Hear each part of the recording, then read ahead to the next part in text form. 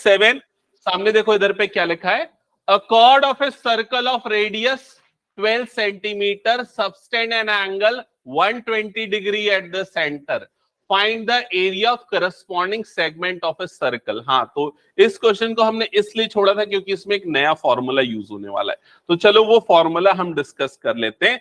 समझो इधर पे, सपोज हम ये कंसीडर करते हैं कि ये हमारे पास एक सर्कल है। अभी वो क्वेश्चन सॉल्व करने के पहले कुछ फंडामेंटल बता रहा हूं, ध्यान से सुनना। सपोज हमारे पास ये एक सर्कल है और यहां पर इस तरह से कॉर्ड बन रहा है और ये कॉर्ड जो है सेंटर पे कुछ एंगल सबटेंड कर रहा है और ये सेंटर पे हमने अज्यूम कर लिया ये जो एंगल बना रहा है ये एंगल कितना बना रहा है 120 डिग्री। या अभी इसको मैं काम करता हूं 120 न मान के थीटा मान लेता हूं, समझ गए? वो सेंटर पे कितना एंगल बना रहा है, थीटा एंगल बना रहा है। अब अगर मान लो मैं इस ट्राइंगल पे फोकस करता हूं, ये वाला ट्राइंगल पे फोकस करता हूं, मुझे इस ट्राइंगल का एरिया निकालना है, ठीक है?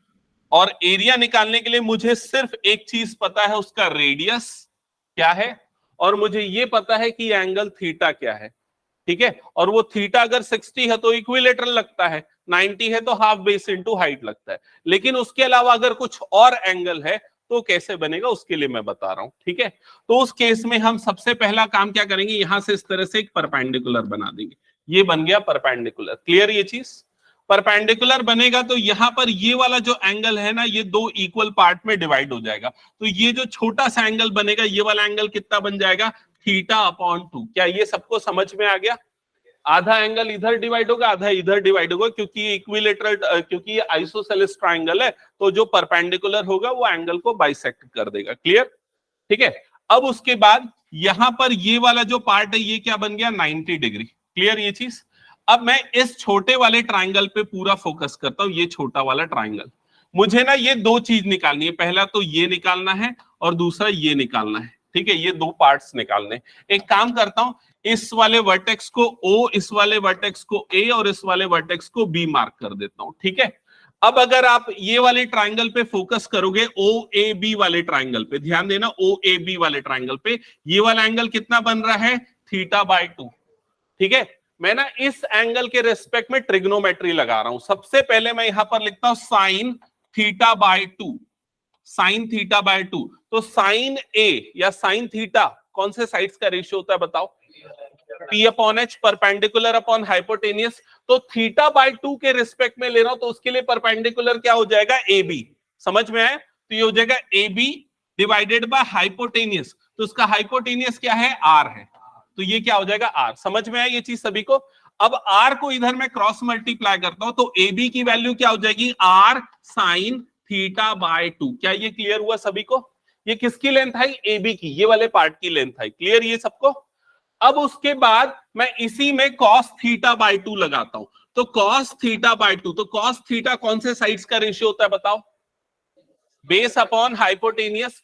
तो यहां पर ये θ/2 इसके रेस्पेक्ट में ले रहा हूं तो उसका बेस कौन सा हो जाएगा, OA। तो OA डिवाइडेड बाय हाइपोटेनियस, तो हाइपोटेनियस इसका क्या है, R। तो OA की लेंथ क्या आ जाएगी, देख के बताओ, R cos θ/2। क्या ये समझ में आया? अब ये पूरा कैलकुलेशन मैं इसलिए कर रहा हूं क्योंकि मुझे पूरे ट्राइंगल का एरिया चाहिए। कौन से वाले ट्राइंगल का, AOB का। तो एरिया ऑफ ट्राइंगल AOB निकालने के लिए मैं लगाता हूं हाफ बेस इनटू हाइट, ये फॉर्मूला लगाता हूं। तो यहां पर आ गया हाफ। अब देखो बेस पूरा ये होगा, यहां से यहां तक इसका क्या होगा, बेस। तो ये बेस जो होगा वो AB का क्या होगा, डबल होगा। समझ में आ रहा है कि नहीं ये चीज? तो AB हमारा ये है, इसका डबल कर दो, मतलब बेस कितना हो जाएगा, 2R sin θ/2, ये हो जाएगा उसका बेस। क्या ये क्लियर हुआ सभी को? और हाइट क्या होगी इसकी, हाइट OA हो जाएगी। और OA की वैल्यू आपने निकाल रखी है, कितनी निकाल रखी है, R cos θ/2। तो यहां पर इनटू क्या हो जाएगा, R cos θ/2 हो जाएगा। क्लियर सबको ये? अब देखो यहां से ये 2 और ये 2 कट गया, R इंटू R क्या हो जाएगा यहां पर, R² sin θ/2 इंटू cos θ/2। ये डायरेक्टली हो जाएगा इस ट्राइंगल के एरिया का फॉर्मूला। समझ में आया सबको ये चीज? अगर आपको ऐसा किसी भी ट्राइंगल का एरिया निकालना है जिसमें थीटा की वैल्यू 60 और 90 के अलावा कुछ और है, तो उस समय हम ये वाला फॉर्मूला यूज करेंगे जो अभी मैंने यहां पर लिखा है। यहाँ पर अभी हमने डिराइव किया है, ये उसका डेरिवेशन है। अगर समझ में आ गया तो ठीक, नहीं आया तो कोई बात नहीं, सीधे इस फॉर्मूले को याद कर लेना। क्लियर ये चीज सभी को? तो नोट डाउन कर लो। हाँ ये दिया हुआ है क्वेश्चन, हाँ सिर्फ फॉर्मूला लिख लो। क्या चीज? ये तो डेरिवेशन है, ये क्वेश्चन इससे रिलेटेड क्वेश्चन वही 3-4 नंबर का आएगा।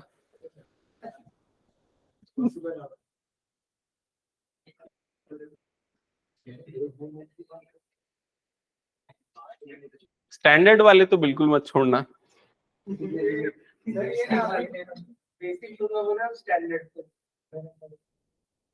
स्टैंडर्ड ले लेना चाहिए वैसे, अगर तुम लोग कर सकते हो, जिनका ठीक ठाक मैथ्स, उन लोगों को स्टैंडर्ड ही ऑप्ट करना चाहिए।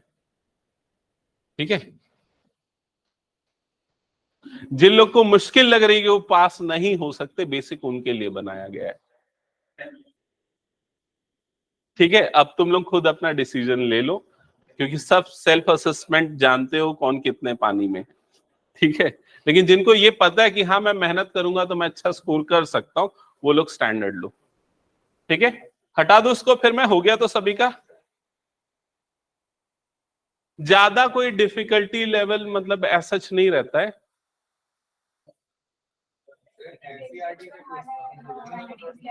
वही मैं बोल रहा हूं ना, ज्यादा आप डिफरेंशिएट नहीं कर सकते, लेकिन एक चीज मैं फॉर श्योर बताता हूं, चेकिंग बेसिक में इजी होती है।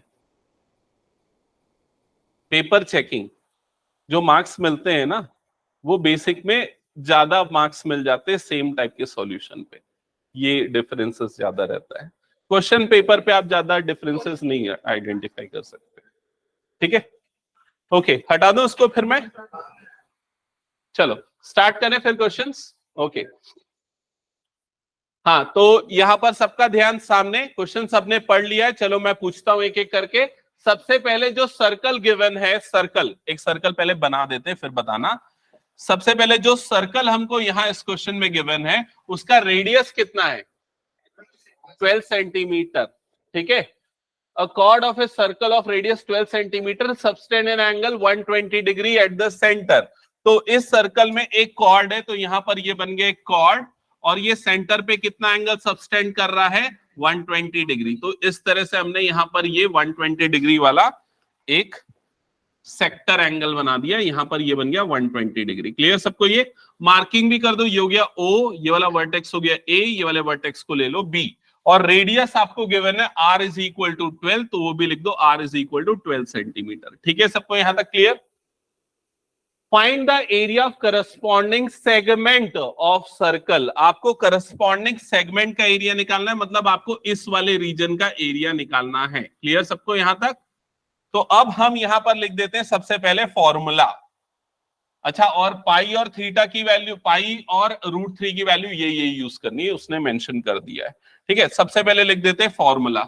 Area of segment is equal to, क्या होता है एरिया ऑफ सेगमेंट का फॉर्मूला? एरिया ऑफ सेक्टर मतलब theta upon 360 into pi r square minus area of triangle. Triangle कौन सा है यहां पर? AOB। क्लियर सबको यहां तक? अब ये थीटा अपॉन 360, तो थीटा की जगह पे आ जाएगा 120 अपॉन 360 इंटू पाई, तो पाई की जगह पे क्या रखेंगे? 3.14 इंटू आर स्क्वायर, तो ये क्या हो जाएगा? 12 का square, minus area of triangle AOB का कौन सा फॉर्मूला यूज करेंगे? जो अभी हमने डिराइव किया। क्या था formula? R square sine theta by 2 into cos theta by 2, ये था फॉर्मूला। अब यहां पर इसमें फर्दर कैलकुलेशन कर लेते हैं, ये दोनों कट जाएगा 3 टाइम्स में, तो यहां पर कितना आ जाएगा? 3.14 डिवाइडेड बाय 3, 12 का स्क्वायर कितना हो जाएगा? 144, माइनस फिर से यहां पर r की जगह पे 12 आएगा, तो 12 का स्क्वायर यहां हो जाएगा sine 120 by 2 into cos 120 by 2। यहां तक सबको क्लियर हो गया ना? फिर उसके बाद ये 3.14 upon 3 into 144 as it is रहने दे रहा हूं, माइनस 12 का स्क्वायर कितना हो जाएगा? 144। यहां पर ये टर्म कटेगी, 2 1 जा 2 6 जा, मतलब ये कितना बन जाएगा? साइन 60। और साइन 60 की वैल्यू कितनी होती है? √3/2, तो यहां पर कितना आ जाएगा √3/2 इनटू ये दोनों कट जाएगा, ये भी कितना हो जाएगा 60, और cos 60 की वैल्यू कितनी होती है 1/2, तो यहां पर कितना आ जाएगा 1/2। सबको समझ में आया यहां तक?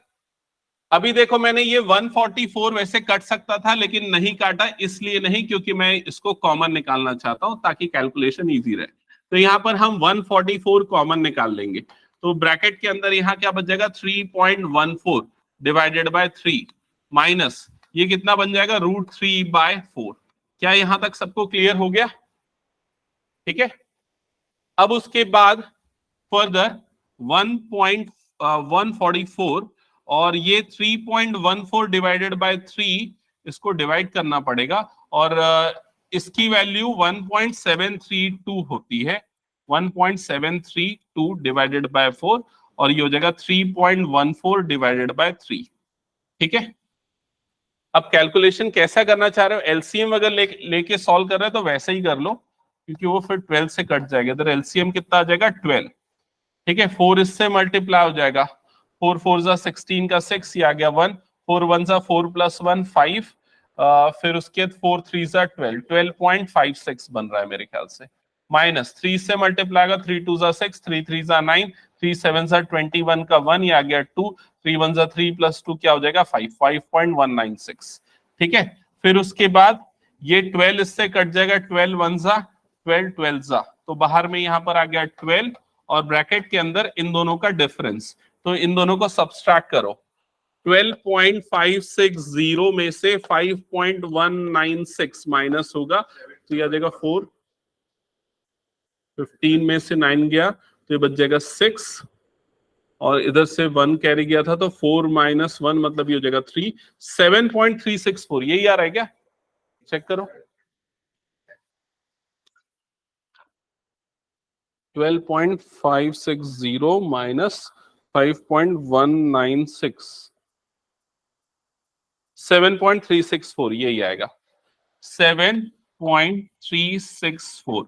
इसके बाद इसको 12 से मल्टीप्लाई कर दो, मल्टीप्लाइड बाय 12, सो ये आएगा 88.36 सेंटीमीटर स्क्वायर। ये आना चाहिए आंसर। अब चेक कर लो एक बार आंसर, बुक के आंसर से।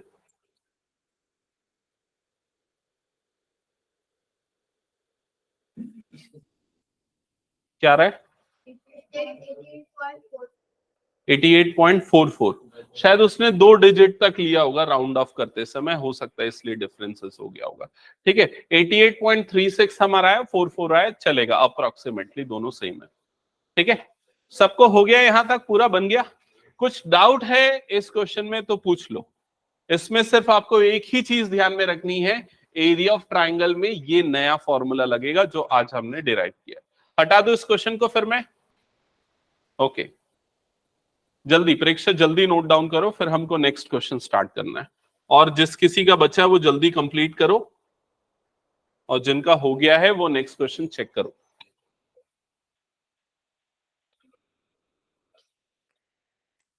हो गया? ऑनलाइन में जयती और आयुष समझ में आया क्या?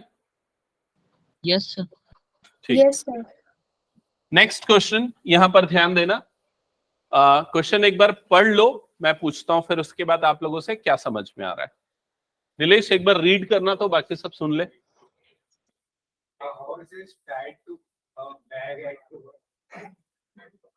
At one corner of a square shaped grass field of side 15 meters, by means of a 5-meter long rope, find the area of that part of the field in which the horse can graze.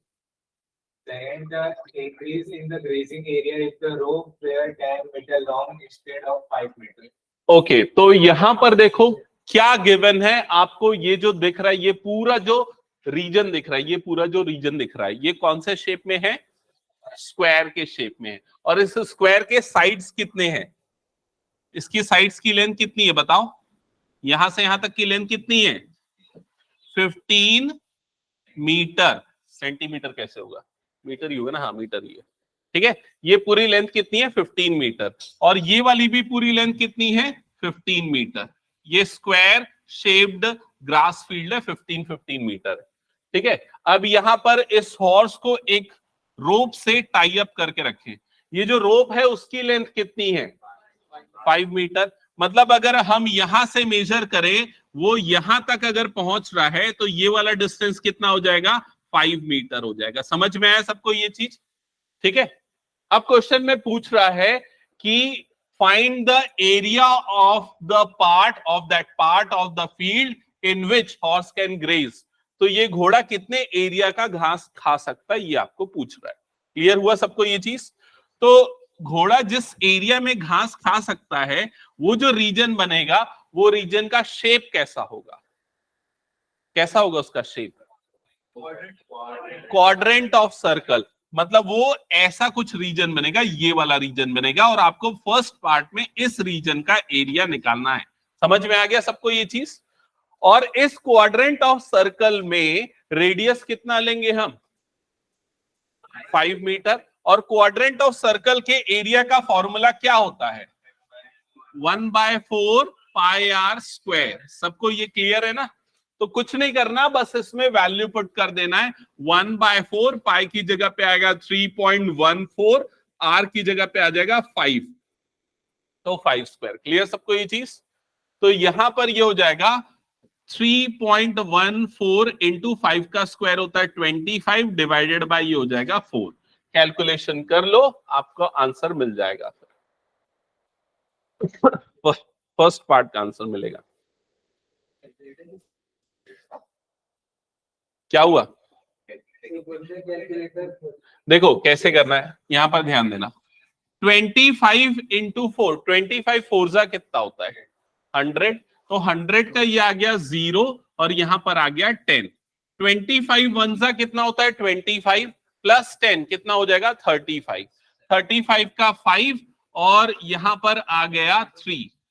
ठीक है, 25 थ्रीजा कितना होता है? 78।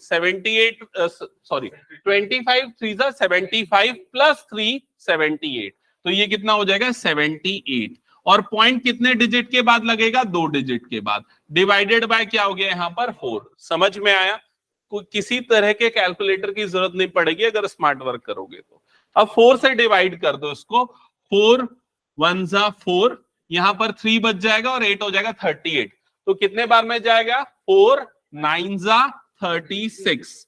फिर point लग जाएगा, 2 बचेगा और ये हो जाएगा 5 25। तो 4 6 क्या हो जाएगा? 24। फिर यहां पर 1 बचेगा और 0 10 हो जाएगा। 4 2 8 और 4 5 20। समझ में आया?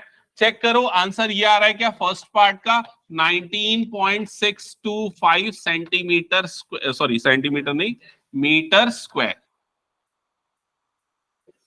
हो गया सभी का ये फर्स्ट पार्ट। अब सेकेंड पार्ट थोड़ा ध्यान देना, क्या लिखा है पढ़ना। सेकेंड पार्ट में लिखा है the increase in grazing area if the rope were 10 metre long instead of 5 metre. अब अगर इसके रोप की लेंथ बढ़ा दें, अभी 5 मीटर थी, अब उसको बढ़ा के हम कर दे अगर 10 मीटर, यहां से यहां तक सपोज, तो ये जो ग्रेजिंग एरिया में जो इंक्रीज हुआ वो कितना है, अब वो आपको बताना है। मतलब ये वाला रीजन का एरिया अब आपको निकालना है। क्लियर हुआ ये चीज? तो अब आप क्या करोगे, एक नए सेक्टर का एरिया निकाल लो जिसका रेडियस कितना ले लो? 10। तो आपको ये बड़े वाले सेक्टर का एरिया मिल जाएगा, उसमें से छोटे वाले सेक्टर के एरिया को माइनस कर दो जो ऑलरेडी कैलकुलेट करके रखा हुआ है। समझ में आया ये चीज? तो उसको एक सिंगल स्टेटमेंट में कैसे लिखेंगे? Increase in grazing area is equals to 1/4 pi into 10 square। मतलब नए वाला बड़े वाले सेक्टर का एरिया माइनस छोटे वाले सेक्टर का एरिया हमने ऑलरेडी निकाल रखा है 19.625। समझ में आया ये चीज? ठीक है, और अब इसमें कैलकुलेशन कर लो तो ये 1/4 इंटू 3.14 इंटू 10 का स्क्वायर कितना हो जाएगा? 100 माइनस 19.625, तो ये हो जाएगा 314/4 माइनस 19.625। अब 314 को 4 से डिवाइड करो, कितने बार में जाएगा देखो? 4 7 28, ठीक है, यहाँ पर 3 बच जाएगा और 4 जाएगा 34, 4 8 जा 32 पॉइंट हो जाएगा और यहाँ पर 2 बचेगा और वो बाद में क्या हो जाएगा 0, 4 5 जा 78.5 आ रहा है क्या, चेक करो एक बार।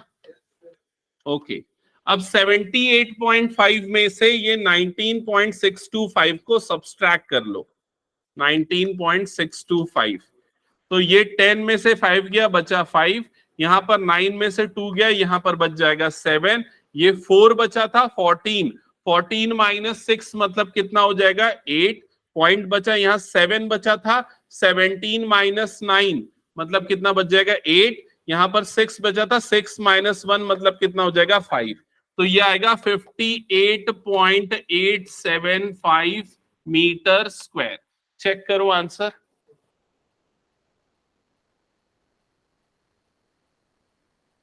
और ये सब कैलकुलेशन तुम लोगों को ही करना है, तो इसमें आलस मत करो, इसकी प्रैक्टिस कर लो अभी, और डाउट है तो पूछ लो।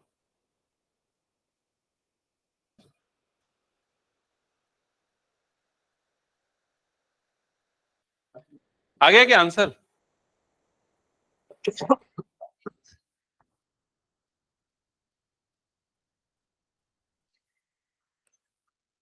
क्या आ रहा है अनमोल आंसर?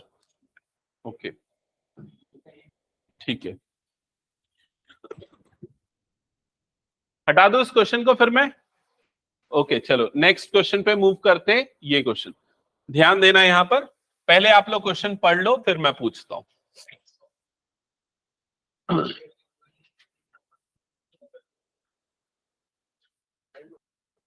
हाँ, पढ़ लिया क्वेश्चन सबने?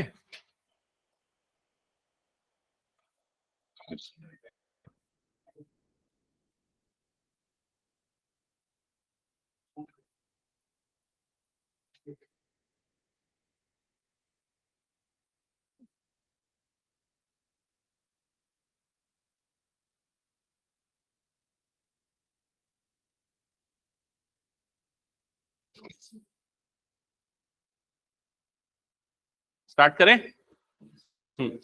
तो सबसे पहला मेरा क्वेश्चन ये है कि ये जो आपको दिख रहा है ये क्या है, ब्रूच है ना। तो ये जो ब्रूच है इसका डायमीटर का लेंथ कितना है ये बताओ।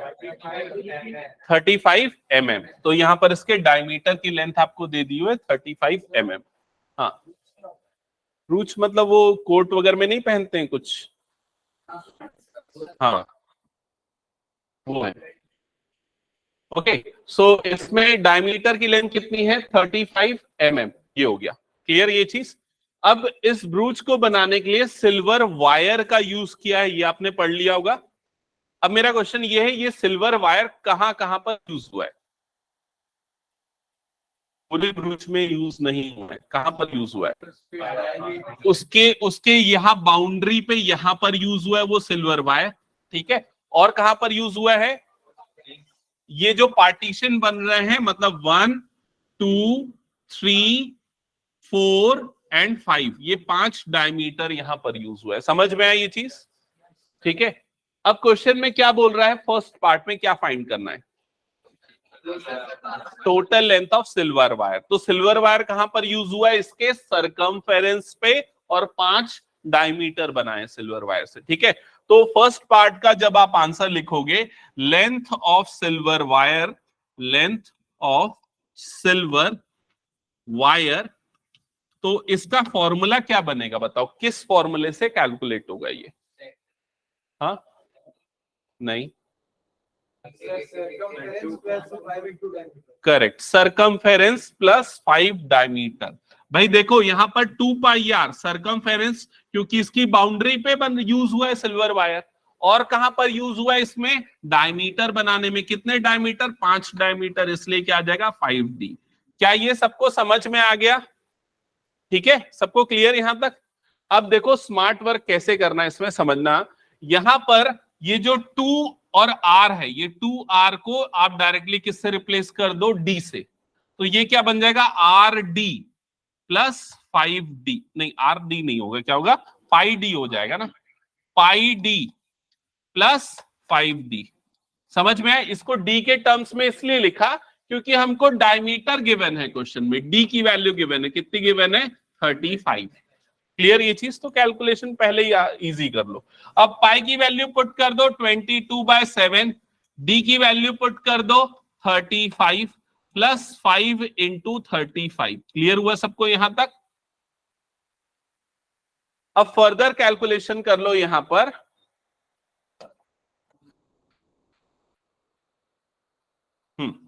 तो ये देखो, ये 7 1 जा 7 5 जा 35 कट जाएगा और 5 मल्टीप्लाई होगा 22 से। वेरी गुड, 110 आएगा ये। और 35 इंटू 5 मल्टीप्लाई होगा 175, तो ये हो जाएगा 175। और जब ये दोनों ऐड होंगे तो फाइनल एडिशन कितना आ जाएगा? 285 यूनिट। बताओ क्या होगा? mm, क्योंकि ये लेंथ है तो इसलिए मिलीमीटर्स, बस इतना ही आएगा। समझ में है? तो फर्स्ट पार्ट का आंसर आ जाएगा 285 मिलीमीटर्स। क्या यहां तक सबको क्लियर हो गया? अब सेकेंड पार्ट में क्या फाइंड आउट करना है एक बार देख लो।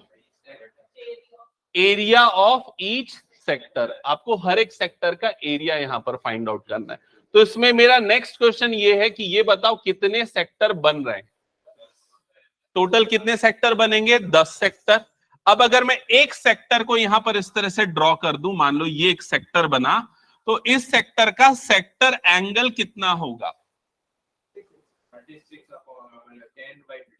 इस सेक्टर का सेक्टर एंगल होगा 36 डिग्री। कैसे पता चला? क्योंकि ये कंप्लीट एंगल कितना होता है? 360, और वो 360 कितने पार्ट में डिवाइड हो रहा है? 10 इक्वल पार्ट में डिवाइड हो रहा है। तो सेक्टर एंगल कितना बन जाएगा? 36 डिग्री। क्या ये सबको समझ में आ गया? क्योंकि अगर आपको एरिया ऑफ सेक्टर निकालना है, एरिया ऑफ सेक्टर, तो उसका फॉर्मूला क्या होता है? Theta upon 360 into pi r square. इसलिए आपको थीटा की वैल्यू पता होनी चाहिए। हाँ, कर सकते हैं, चलेगा। ठीक है। फिर उसके बाद यहां पर थीटा की जगह पे आ जाएगा 36 डिवाइडेड बाय 360 इंटू पाई के प्लेस पे 22/7, और आर के प्लेस पे क्या पुट करेंगे बता दो हर्षित? क्या पुट करेंगे आर के प्लेस पे?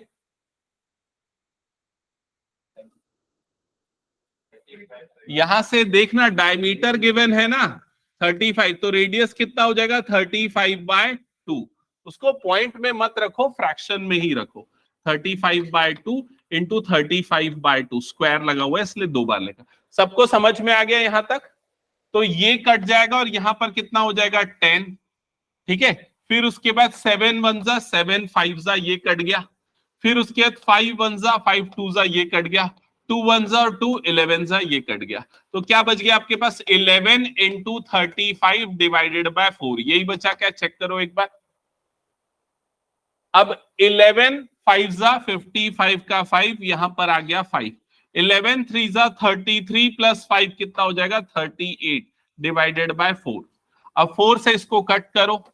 4 9 जा 36, 2 बचेगा और 5 25 हो जाएगा। 4 6 जा 24, पॉइंट बचेगा और यहां पर 1 और 0 10 आ जाएगा। तो 2 और फिर 5। तो सेकेंड पार्ट का आंसर आ जाएगा 96.25। आगे क्या लिखेंगे? Millimetre square. सबको क्लियर? ये सॉल्यूशन बता दो एक बार, हटा दो फिर इस क्वेश्चन को मैं।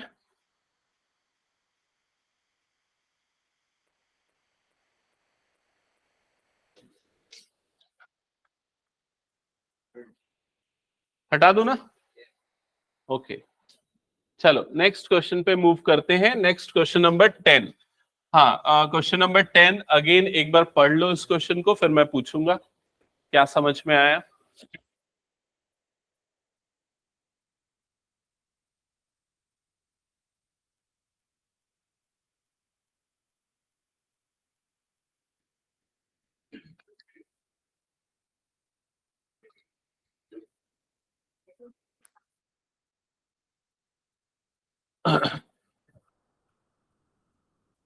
पढ़ लिया सबने?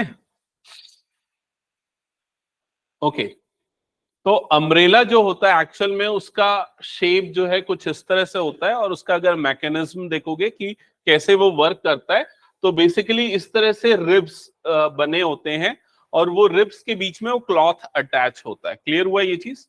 तो अगर अम्ब्रेला का टॉप व्यू देखोगे, अगर ऊपर से देखोगे, तो वो एक सर्कल के जैसा दिखेगा, और उस सर्कल में ये जो दो रिब्स हैं और उनके बीच का जो क्लॉथ है एक्चुअल में कैसा दिखेगा? एक सेक्टर के जैसा दिखेगा। क्लियर हुआ ये चीज? तो इस क्वेश्चन में भी आपको दिया हुआ है एक अम्ब्रेला है, और उसमें कितने रिब्स हैं? कितने रिब्स हैं? 8 रिब्स है। मतलब कितने सेक्टर बन रहे हैं इसमें? 8 सेक्टर्स बन रहे हैं। 1 2 3 4 5 6 7 8। क्लियर हुआ ये चीज? अब ये जो रिब्स है एक्चुअल में वो सर्कल के क्या है? रेडियस है। ठीक है, तो इस सर्कल का रेडियस कितना गिवन है देख के बता दो। 45। तो यहां पर r is equals to 45 given है, वो भी लिख लो, r is equal to 45 centimetre. Clear यहां तक? ओके, अब आपको क्या फाइंड आउट करना है ये चीज बताओ। क्या फाइंड करना है क्वेश्चन में ये बताओ। दो रिब्स के बीच में जो एरिया बन रहा है वो निकालना है, मतलब एरिया ऑफ सेक्टर निकालना है। क्लियर ये चीज? तो यहां पर आपको जो एरिया निकालना है वो इनफैक्ट ये वाला एरिया, ये वाला एरिया ऑफ सेक्टर। ठीक है, तो चलो कैलकुलेशन स्टार्ट करते हैं फिर।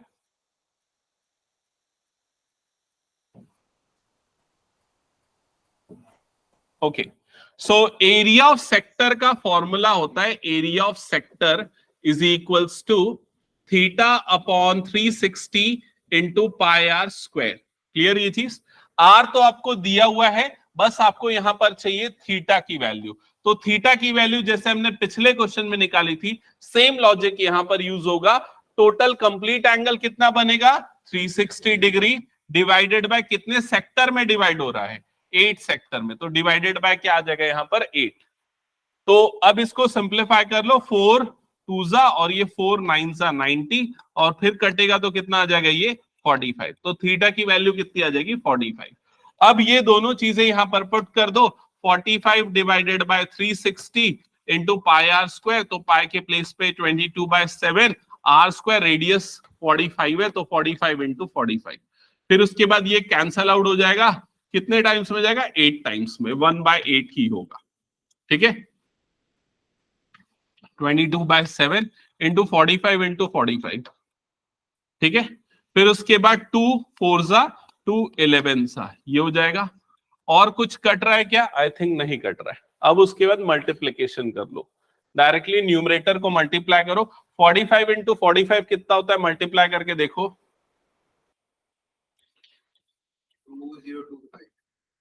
2025। ओके,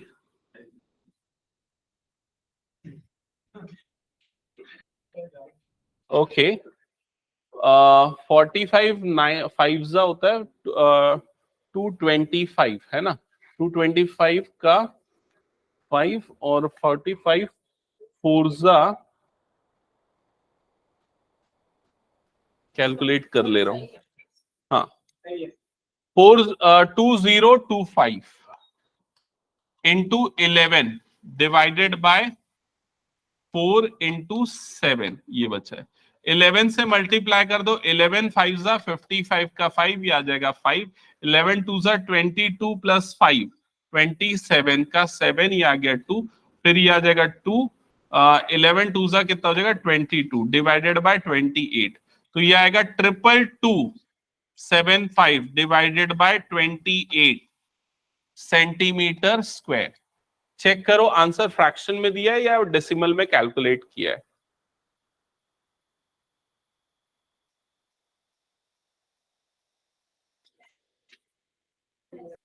ऐसे ही छोड़ दिया है? ओके, ठीक है, सो दैट्स इट, ये आंसर फाइनल है।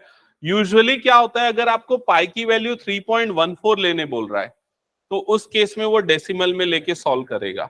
अगर पाई की वैल्यू मेंशन नहीं किया तो 22/7 लोगे और फ्रैक्शन में छोड़ सकते हो फिर आंसर। ठीक है, हटा दो इसको, फिर हो गया तो सभी का।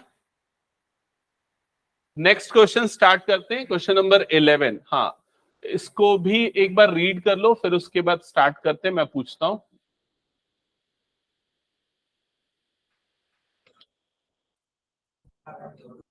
प्रेक्षा एक्सप्लेन करो क्वेश्चन।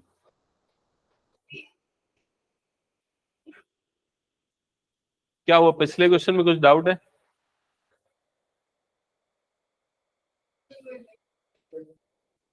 ठीक है, अभी इधर पे ध्यान दो, वो झूठ और सच बोलना क्लास के बात करते रहे, ठीक है? इधर देखो जल्दी।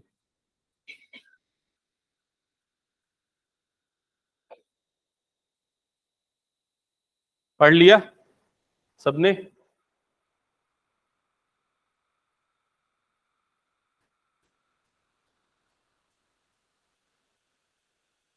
क्या हो गया, क्यों इतना खुश हो रहा है?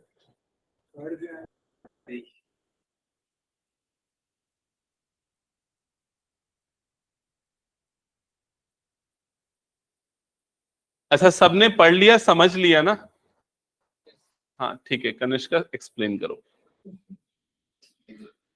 कार में जो दो वाइपर्स हैं उनसे ओवरलैप नहीं करते हैं और ईच वाइपर की जो ब्लेड है हाँ ओके, सो देखो इधर पे ये वाइपर जो होता है, इनफैक्ट कार में जो लगा होता है वाइपर, वो कुछ इस तरह का लगा होता है जब वो अपनी रेस्ट पोजीशन पे होता है, ठीक है? फिर जैसे ही हम वाइप करते हैं, जैसे ही हम वो बटन प्रेस करते हैं, तो वो वाइप आउट होता है इस तरह से, वापस यहां पर आ जाता है, ऐसे ही होता है।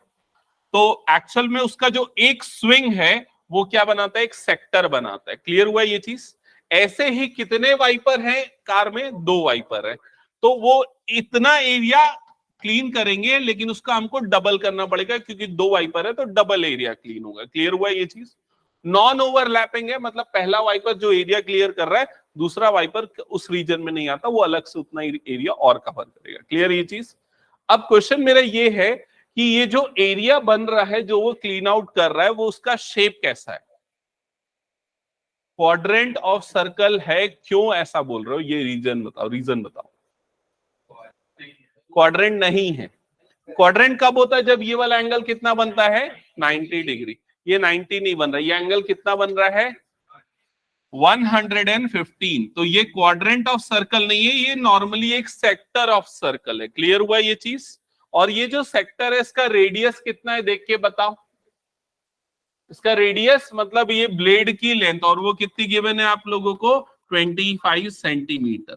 अब बोल रहा है कि ये कितना एरिया कवर करेगा एक स्वीप में, कितना एरिया क्लीन करेगा एक स्वीप में। तो आपको यहां पर जो फॉर्मूला बनेगा, वो फॉर्मूला क्या होगा? Area clean by two wipers in one sweep is equals to 2 times area of sector, और 2 टाइम्स एरिया ऑफ सेक्टर का फॉर्मूला कितना हो जाएगा? Theta upon 360 into pi r square, और 2 थीटा की जगह पे 115 डिवाइडेड बाय 360 इंटू पाई के प्लेस पे 22/7, और आर स्क्वायर मतलब 25 इंटू 25। समझ में आ गया सभी को? अब सारा कैलकुलेशन कर लो, पहले ये इन दोनों को मल्टीप्लाई कर लो, तो ये कितना हो जाएगा? 230 divided by 360 into 22/7 into 25 into 25। ठीक है, इधर से ये 0 और ये 0 कट जाएगा, और कुछ कटेगा क्या? 2 से ये 11 सा, और ये 2 से कट जाएगा, कितने टाइम्स हो जाएगा? 18 टाइम्स में जाएगा। ठीक है, और कुछ कटेगा क्या? नहीं। तो न्यूमरेटर में आ जाएगा 23 इंटू 11 इंटू 25 इंटू 25, और डिनोमिनेटर में बचेगा 18 इंटू 7। ठीक है, 18 7 जा कितना होता है? किसी को याद नहीं है? 126। ठीक है, 25 इंटू 25 कितना होता है? 625। तो यहां पर ये आ जाएगा 625 इंटू, इन दोनों का मल्टीप्लीकेशन कितना आ रहा है? 253। अब उसके बाद इन दोनों को भी मल्टीप्लाई करना पड़ेगा, कर दो मल्टीप्लाई, और बताओ फाइनल आंसर कितना आ रहा है? 253 इंटू 625।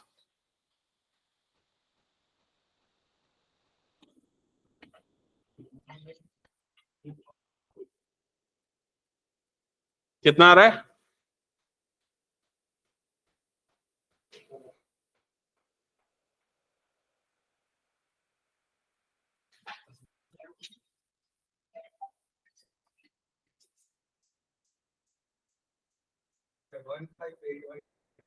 158125। पीछे आंसर क्या दिया हुआ है?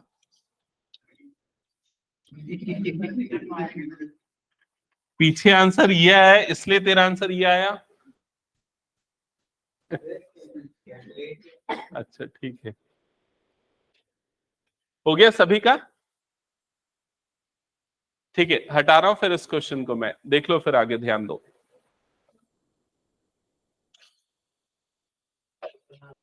हाँ हाँ चलो अब सामने ध्यान दे देना सब। नेक्स्ट क्वेश्चन पे मूव कर रहा हूं। Next question, question number 12।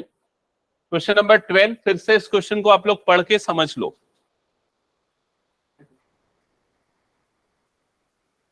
To warn ships for underwater rocks, a lighthouse spreads a spreads a red colored light over a sector of angle 80 degree to a distance of 16.5 kilometer. Find the area of the sea cover over which ships are warned. ठीक है, तो नहीं आया समझ में? Okay ठीक है, जिनको समझ में नहीं आया ध्यान दे देना इधर। देखो क्या होता है, ये लाइट हाउस जो लगे होते हैं आप लोगों ने देखा होगा कोस्टल एरिया में, तो कोस्टल एरिया में ये लाइट हाउस कुछ ऐसे लगे होते हैं जो कि लाइट स्प्रेड करते होते हैं, इस तरह से लाइट स्प्रेड करते हैं। देखा है कि नहीं कभी? ठीक है, वो लाइट क्यों स्प्रेड करते हैं? ताकि शिप्स को वार्न करने के लिए कि अंडर वाटर रॉक्स कहीं पर हो तो उससे वो टकरा ना जाए और टाइटैनिक जैसा फिर से सिचुएशन मत हो जाए। समझ में आएगी चीज? ठीक है, तो इसलिए वो लाइट थ्रो करते हैं। वो लाइट जो थ्रो करते हैं तो वो सेक्टर के फॉर्म में थ्रो होती है लाइट, और वो जो सेक्टर एंगल बनता है वो कितना बनता है? वो कितना बन रहा है? 80 डिग्री ये बन रहा है, वो ऐसा क्वेश्चन में दिया हुआ है। और ये जो लाइट थ्रू हो रही है रेड कलर की, वो कितना डिस्टेंस कवर कर रहा है वो भी आपको गिवन है। कितना डिस्टेंस कवर कर रहा है? 16.5 किलोमीटर का डिस्टेंस कवर हो रहा है। समझ में आया यहां तक सभी को? तो इनफैक्ट वो जो रीजन है, वो रीजन जो बन रहा है, वो रीजन क्या बन रहा है? एक सेक्टर बन रहा है, जिस सेक्टर का एंगल आपको 80 डिग्री दिया हुआ है और उस सेक्टर का रेडियस आर आपको कितना गिवन है? 16.5 किलोमीटर। और आपको ये एरिया निकालना है, तो आपको कुछ नहीं, यहां पर एरिया ऑफ सेक्टर का फॉर्मूला यूज करना है, theta upon 360 into pi r square. तो थीटा की जगह पे यूज होगा 80 अपॉन 360, पाई के प्लेस पे 22/7, आर तो रेडियस कितना है इसका? 16.5 किलोमीटर। फिर उसके बाद इसको कैलकुलेशन कर लो और उसके देख लो फाइनली क्या आ रहा है। 0 0 कट। अच्छा पाई की वैल्यू 3.14 लेने बोला है क्या? शायद चेक करना तो। हाँ तो यहाँ पर 3.14 ले लेना। 2 4 और ये 2 2 2 2 9 तो यहाँ पर ये हो जाएगा 2 इंटू 3.14 इंटू 16.5 डिवाइडेड बाय 9। इन दोनों को मल्टीप्लाई कर देते हैं। इन दोनों का मल्टीप्लीकेशन कितना हो जाएगा? 3.14 इंटू 33, 16.5 का डबल डिवाइडेड बाय कितना हो जाएगा? 9। ठीक है, फिर अच्छा एक और 16.5 आएगा ना, r square, sorry 16.5 into 16.5 into यहाँ पर भी एक 16.5 आ जाएगा। फिर उसके बाद 3 3 9 और ये 11 टाइम्स में जाएगा, तो न्यूमरेटर में हो जाएगा 3.14 इंटू 11 इंटू 16.5 डिवाइडेड बाय 3। ये 3 से ये भी कट जाएगा क्या? 3 5 15, हाँ कट जाएगा। 3 5 15 पॉइंट, फिर 3 5 15, 5.5।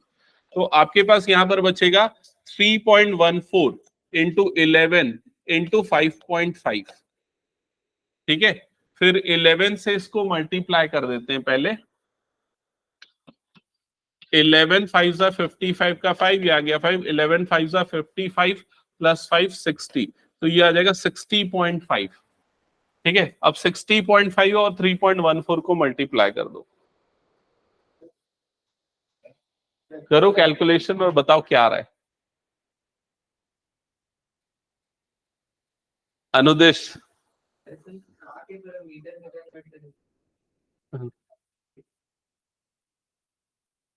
मीटर में कन्वर्ट करने करके किया है तो किलोमीटर में कन्वर्ट करने के लिए डिवाइडेड बाय 1 और 6 जीरोस कर देना, और फिर बता क्या आ रहा है।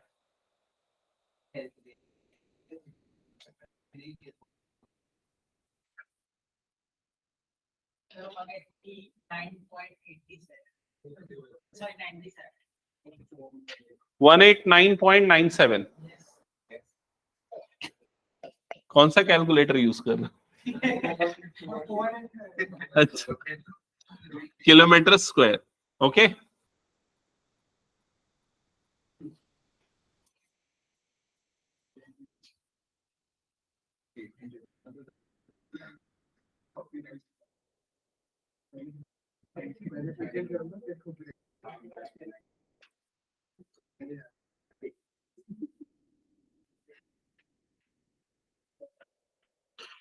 हो गया क्या सभी का? ये हटा दो फिर इसको मैं।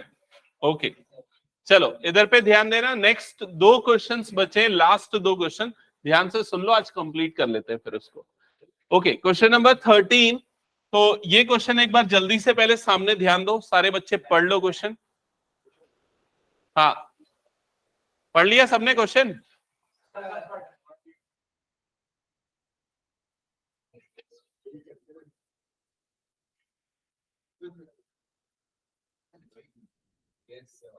पढ़ लिया?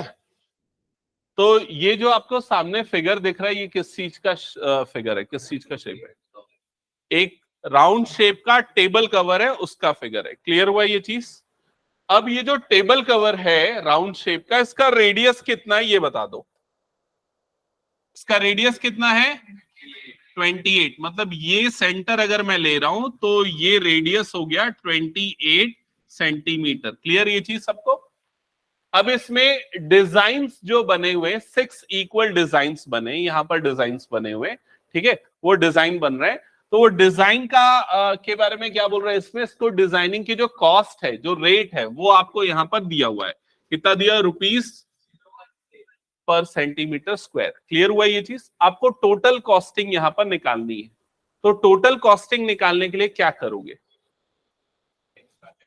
सबसे पहले क्या करोगे? एरिया निकालोगे। किसका एरिया निकालोगे? एक सेगमेंट का एरिया निकालोगे और उसको मल्टीप्लाइड बाय क्या कर दोगे? 6, क्योंकि 6 इक्वल सेगमेंट्स बन रहे हैं। क्लियर हुआ ये चीज? और उस एक सेगमेंट का एरिया निकालने के लिए आप कौन सा फॉर्मूला यूज करोगे?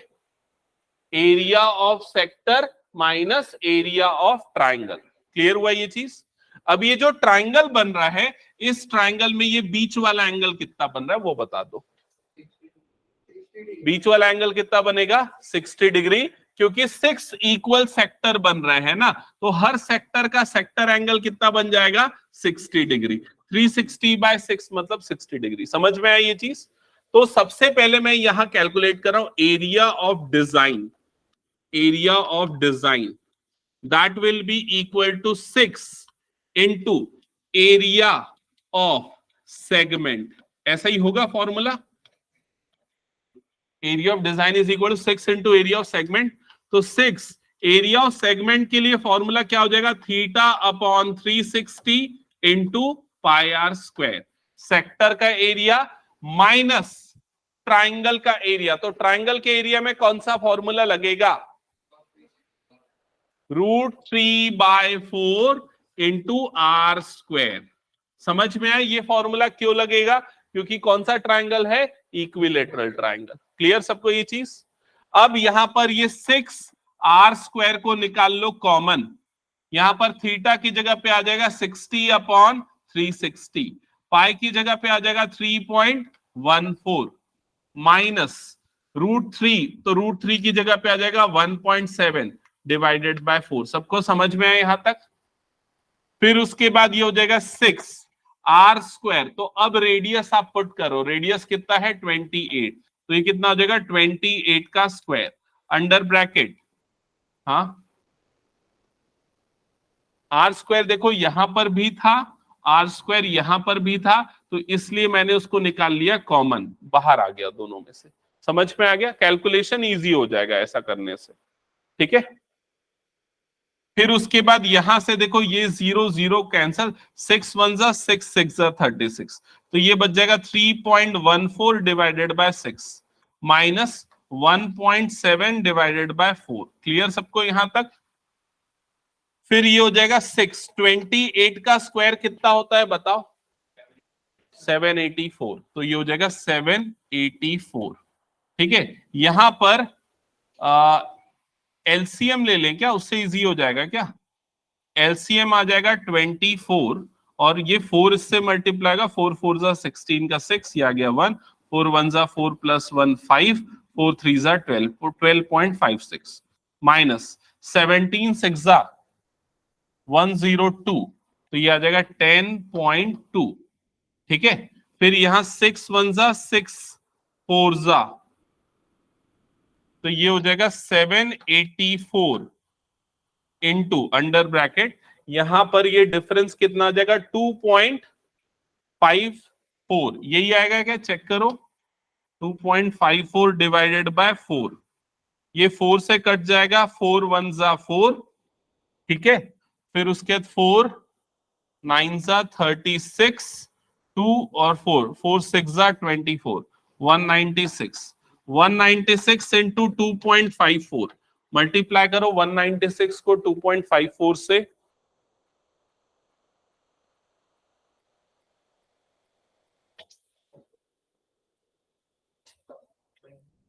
फाइनल आंसर क्या आ रहा है बताओ तो?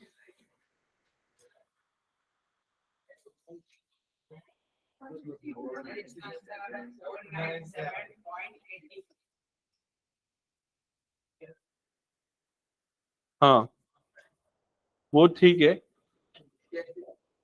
ये दोनों को मल्टीप्लाई करने से 497.84 सेंटीमीटर स्क्वायर, और इसको मल्टीप्लाई करना है एरिया रेट से ना, तो 497.84 इंटू 0.35, तो ये फाइनल आंसर आएगा 174, और बुक का आंसर कुछ और आ रहा है 162.68।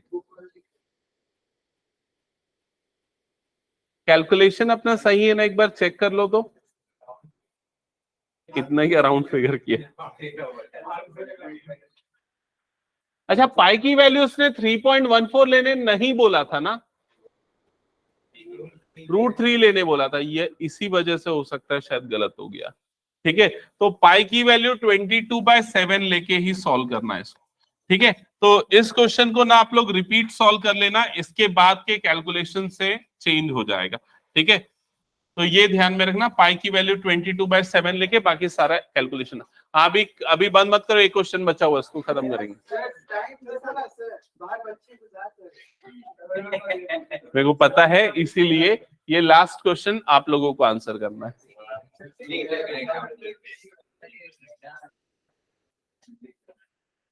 Take the correct answer, area of sector of angle P of a circle.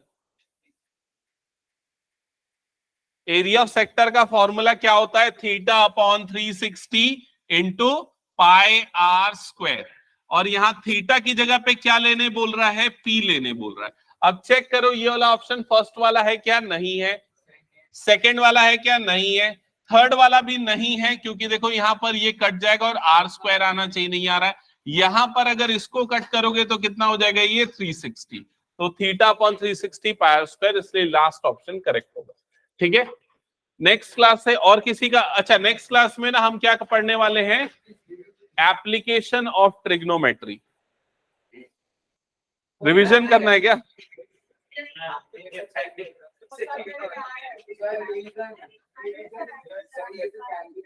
तुम लोगों के में आ रहा है और हर्षित के में आ रहा है ना, तो अभी बीच में करा दूंगा एक बार, ठीक है।